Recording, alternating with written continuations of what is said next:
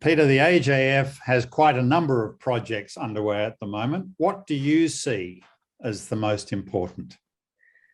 Gosh, it's hard to pick one in terms of importance. They're all particularly significant in their own way. But I think the immediate thing that springs to mind is our press freedom tracker, which is a collection of data of the state of press freedom right across the Asia-Pacific region. It collects all sorts of incidents that have occurred since the AJF's inception. And we're tracking them, we place them on a map, an interactive map, and place them on a graph. And so it's really possible to see just how press freedom is unfolding right across the region. I think this is really important because it gives us not just a snapshot at any given time, but it shows a progression of the way in which the direction that press freedom is moving, and gives us a really useful tool to talk about the state of press freedom across the region, to compare various states and so on. I think it's a really exciting development. No other news organization, no other advocacy group that works in this space is producing anything quite like it. Yes, and that's part of a project that we're calling the APAC Dialogue, the Asia-Pacific Dialogue. And we're poor Southeast Asia sort of sandwiched between a very strong democracy in the south and a very strong repressive society in China in the north. And as you know, a lot of the countries between those two countries are quite anxious about how to deal with press freedom. Yeah, and I think what the tracker does is helps us start a conversation about what's working, what's not working, what counts as a setback, what counts as a positive. It helps us open up a conversation about why press freedom is important. Every state, it doesn't matter whether you consider yourself to be a Western-style liberal democracy or an Asian democracy or an Asian government of some sort. Everyone is concerned about things like corruption, mismanagement, and so on. And press freedom is a part of that. And the tracker gives us the data, the statistical information to underpin those conversations. So the two, I think, work very strongly together. And you're launching that, aren't you, next Wednesday with the Lowy Institute? Am I correct? Yeah, and I'm really looking forward to that conversation.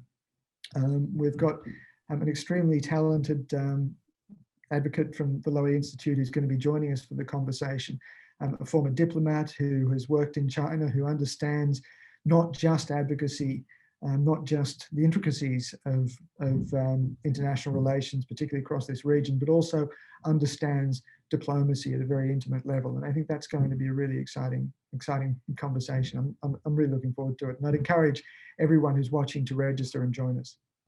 And then domestically, we've got 3 very significant projects underway.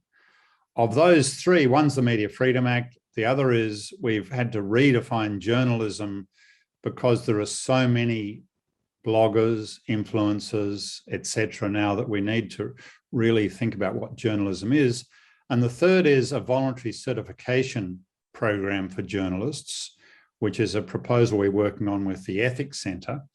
Which of those do you think piques your interest most?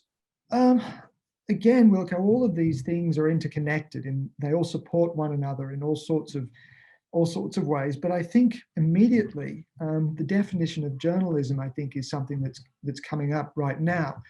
Here in Queensland, the government is talking about introducing new shield laws to protect journalists, give journalists the right to refuse to identify confidential sources in court. And one of the key issues that's being discussed is who should this law apply to.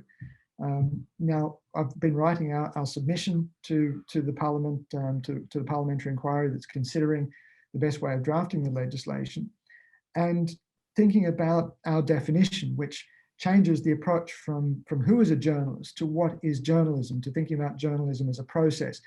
And as I've gone through the documents, and there are a whole host of questions that the Queensland government is posing to anybody who wants to make a submission, it's quite clear that the definition that we're proposing, the approach that we're proposing, is not only unique, but it really elegantly solves a lot of the very difficult questions that other people have been struggling with for quite a long time.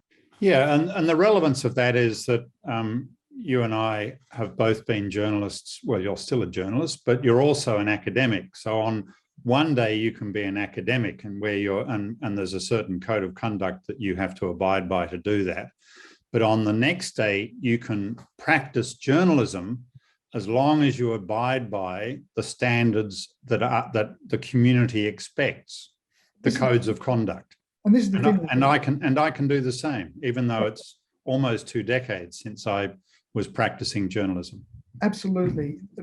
In the current, a lot of current legislation, it defines a journalist as someone whose principal occupation is producing news for a news organization. Now, my principal occupation is as an academic. I wouldn't fit the definition of journalist, so I wouldn't qualify for any kind of protection under current legislation, the Commonwealth legislation, for example. But if we define journalism as a process, whenever I'm applying that process to a story that I'm creating, all of a sudden that process and my work, my input to that process is covered by the law, is protected. And I think that's the revolutionary approach that we're proposing. And that's why I think it's going to change a lot of legal and professional thought about what journalism really is.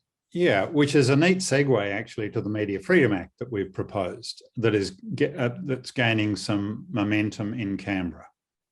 Yeah, that's right, and really significant momentum.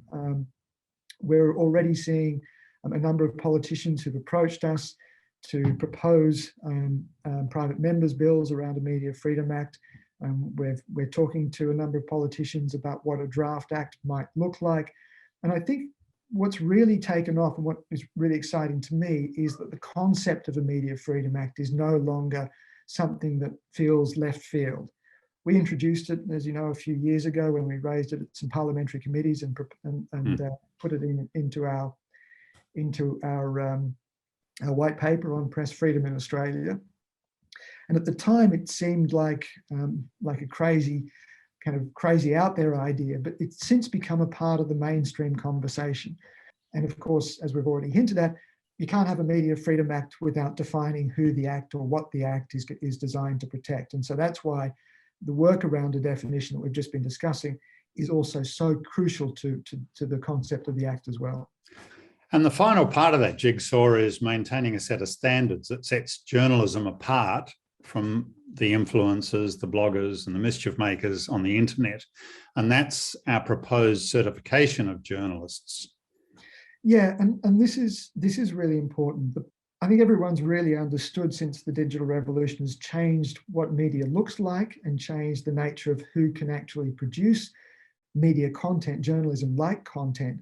It's opened up, it's democratized that field in ways that no one could really have imagined before the internet was invented. But it's also meant that a whole host of people are producing journalism-like content that looks like journalism, but actually doesn't meet the standard. Now, we don't want to stop people from actually producing work. What we want to do is find a way of identifying who is producing really good authoritative journalism and allowing other people and the algorithms to prioritize and identify that work. Now, it doesn't, as I said, stop anybody else from producing content, but it helps consumers know and understand whose work can really be trusted. And importantly, it's not a government initiative, it's voluntary and it's completely independent of government. But more immediately, coming back to the Press Freedom Tracker, it'd be great to see you, the AJF and the Lowy Institute next Wednesday. And so you'd encourage people to register for that. I think it's going to be a really interesting conversation. Yeah, well, mate, all the best for next Wednesday and stay healthy in this horrible COVID environment.